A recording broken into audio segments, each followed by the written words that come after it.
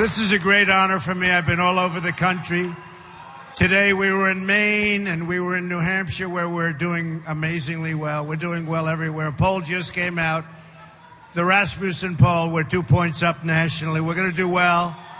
And I want to thank you so much for that welcome. Let me begin by expressing my gratitude to Shelley. Great. Come here. Come. Great guy. Great guy. He's a good friend and a great guy. Thank you very much. Thanks. And your family is amazing. I want to thank you for putting together this incredible great guy. I want to thank you for putting together this incredible big fan. Let me start by stating right up front that if I'm elected president, the Indian and Hindu community will have a true friend in the White House. That I can guarantee you, that I can tell you. I'm involved in two massive developments in India, you probably know. Very successful, wonderful partners, very beautiful. And I must say, I became involved because I have great confidence, and I have great confidence in India. Incredible people and an incredible country. So thank you very much. I was there 19 months ago and look forward to going back many times.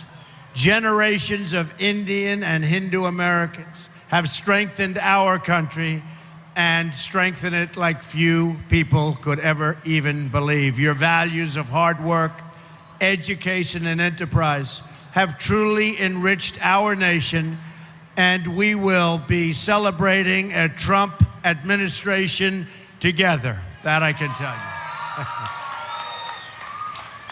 you. Indian Americans have the highest rate of entrepreneurship and college graduation in our country.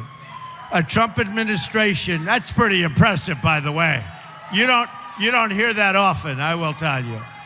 A Trump administration will massively lower taxes for our small businesses, eliminating job-killing regulations, and we will repeal and replace job-killing Obamacare, which is a disaster. But as we all know, we can't have prosperity without security, and that is why we appreciate the great friend India has been to the United States in the fight against radical Islamic terrorism, a word that our president doesn't even use. It's a word our president refuses to use. Hillary Clinton, as I call her, Crooked Hillary, does not use that term. India has seen firsthand the brutality of terrorism and cross-border violence, including the attacks in Mumbai. And I mean, look, Mumbai is a place that I love. It's a place that I understand. So for all of the people in Mumbai, the attack on Indian Parliament, absolutely outrageous and terrible. We will defeat radical Islamic terrorism. When I'm president, we will stand shoulder to shoulder with India in sharing intelligence and keeping our people safe mutually. This is so important in the age of ISIS, the barbaric threat Hillary Clinton has unleashed onto the entire world. India is key and a key strategic ally, and we don't want to even talk about it because there's nothing like the relationship that we will have. I look forward to deepening the diplomatic and military cooperation that is the shared interest of both countries. India is the world's largest democracy, an amazing statement, and is a natural ally of the United States. Under a Trump administration, we are going to become even better friends. In fact, I'll take the word even out because we are going to be best friends. There won't be any relationship more important to us. And I love when I see this over here because they're busting through the gates. They love us. We love you. There's a lot of love in this room. There's a lot of love. I look forward to working with Prime Minister Modi, who has been very energetic in reforming India's bureaucracy. Great man. I applaud him for doing so. And I look forward to doing some serious bureaucratic trimming right here in the United States. Believe me, we need it also. Americans have been asking for years, for decades, to trim the waste in government. The politicians can't do it, but I promise you this, I will do it. The wasting of taxpayer dollars will finally, in the United States, come to an end. We're going to fix these bloated and corrupt bureaucracies. Hillary doesn't have the energy. She's right now resting. She's resting, waiting for the debate on Wednesday night. Did everybody see the last debate? That was an easy one. That was very easy. So, your great Prime Minister has been a pro-growth leader for India. He simplified the tax code and cut taxes, and their economy has grown 7% a year. Excellent. Our economy is practically not growing at all in the United States, just about zero. And with a very, very bad jobs report just this last Friday. We'll take care of that. But when I'm elected, we're going to start growing again and growing very, very fast. My reforms on taxes, trade, regulation, and energy will add at least 25 million new jobs in the next decade. We will make America the greatest place in the world to invest, hire, grow, and to create new jobs, new technologies, and entire new industries. First, we will cut taxes for all working and middle-class households in America. We're going to go to 7, and you know what we had? We had 7 brackets. We're going to bring it down to 3 brackets, with low-income Americans paying no income tax at all. There will be a massive tax simplification. We waste over $9 billion a year in tax code compliance. That ends under a Trump administration. Business tax reform is at the center of our plan. We have the highest tax rates anywhere in the world, 35%, and we're going to bring that down to 15%, which will make us one of the lowest tax countries in the world. That's good. You like that. He likes that. That's good. We will also have the largest regulatory reform in American history. Every year, over-regulation costs our economy $2 trillion a year and reduces household wealth by almost $15,000. I'm going to pause new regulations and ask my department heads to identify every useless or wasteful job-killing regulation, and they will be eliminated. It's a big problem in this country.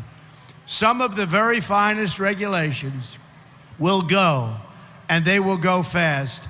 The elimination of our job-killing restrictions on American energy will end. My pro-energy reforms will add at least 500,000 new jobs per year, lower the prices of your energy bills for all American households. Finally, we must fix our terrible trade deals and protect America's intellectual property, something you know a lot about.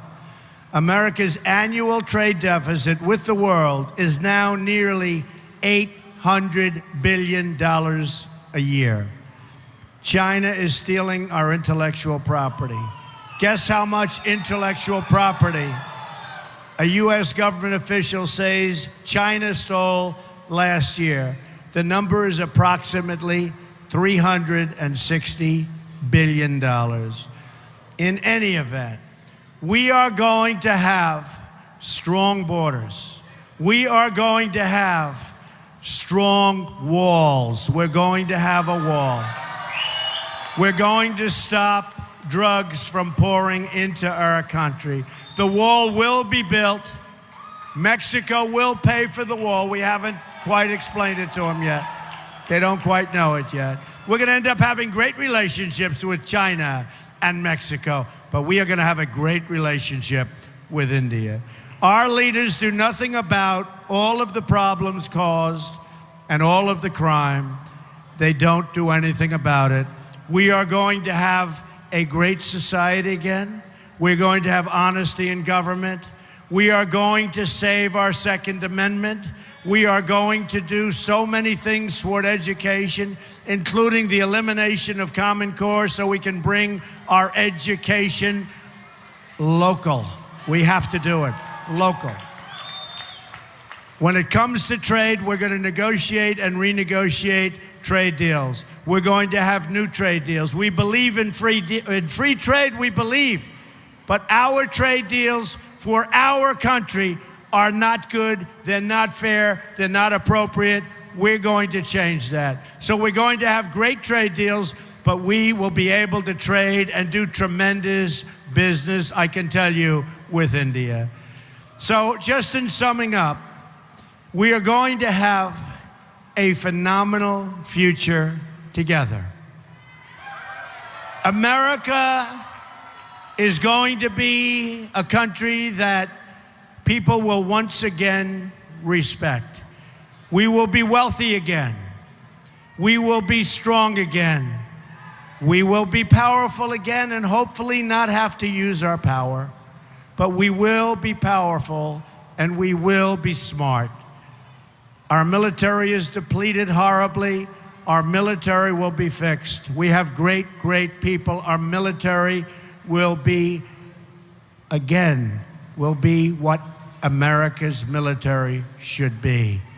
America's military has to be strong, and America has to lead through strength. Lead through strength. We will produce jobs. We will bring back our great companies. They won't be leaving anymore, and lots of good things will happen. You know, when I started this campaign, it was very simple. I talked about strong borders. I talked about good trade. I talked about strong military. But I had a theme, and the theme was very simple, and the theme has resonated all over the world. And the theme is, just like on those hats, make America great again. And that's what we're going to do. I want to thank you all for being here. This is a great honor to have this kind of a crowd. Thank you very much, and thank you, sir. Great.